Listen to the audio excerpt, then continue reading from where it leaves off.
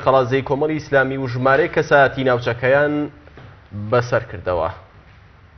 سەردان و بەسەرکردنەوەی مامۆستا عەلی باپیر ئەمیری کۆمەڵی ئیسلامی وەفدی هاوڕێی لە ئەنجومەنی سیاسی و سەرکردایەتی بۆ ئیدارەی ڕاپەڕین درێژەی هەیە. لە ڕۆژی دووەمی سەردانەکەیدا مامۆستا عەلی باپیر سەردانی قەزای پشدەری کرد. لە وێزگەی یەکەمدا لەگەڵ بەرپرس و کادیرانی ئەنجومەنی قەڵاتزەی کۆمەڵ کۆبەوە. دواتر دیداری کرد لەگەڵ کەسوکار و خانەوادەی شەهیدان.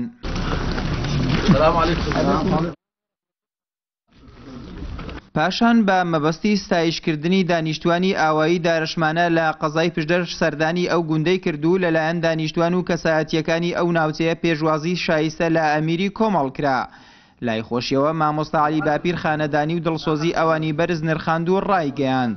ئەوان جێگەی شانازی ئێمەن، چونکە لە سەختترین کات و قۆناغدا ئەو کاتەی بنکە و بارەگاکانی کۆمەڵ لە ناوچەی شارەزور کرانە ئامانجی هێزەکانی هاوپەیمانان، پشدەریەکان بە تایبەتی ئاوایی دارەشمانە دەرگان بە ڕووی سەرکردایەتی کۆمەڵدا کردەوە و خزمەتی بەرچاویان کردین. لای خۆشیانەوە کەسایەتی و دانیشتوانی گوندی دارەشمانە ستایشی وەفا و سەردانەکەی مامۆستا عەلی باپیر و وەفدە باڵاکەی کۆمەڵیان کرد.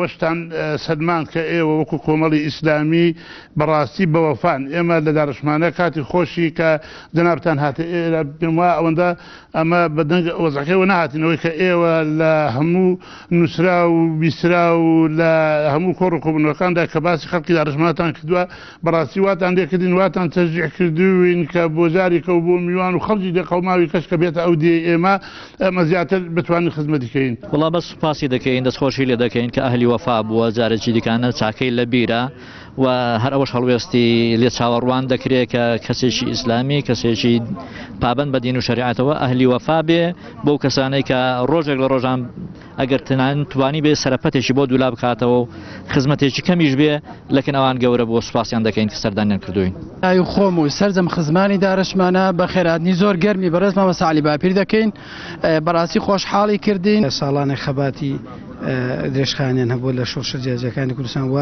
ئەو خەڵکە لە ڕۆژگارانی سەختدا پشتیوانی کۆمەڵی ئیسلامی بوون لە کاتی تۆباران مشوبارانەکەی کۆمەڵی ئیسلامی زۆر سوپاسیان دەکەین فەزل و کەرەمیان نەوان هیوادارین لە خۆی خۆشیدا زۆر.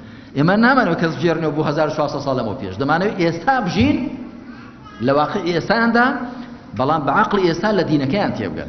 دواتر و لە ئێوارە کۆڕێکدا و بە سەرپەرشتی مەڵبەندی پێنجی کۆمەڵ و هاوکاری ئەنجومەنی قەڵاتزێ ڕێکخراوی ئاڕاستەی دروست بە بەشداری دەیان کەس لە چینە جیاوازەکان کۆڕێکیان بۆ مامۆستا عەلی باپیر ساز کرد کە ئەمەش دواوێزگەی سەردانەکەی بوو بۆ سەنتەری قەزای پشدەر.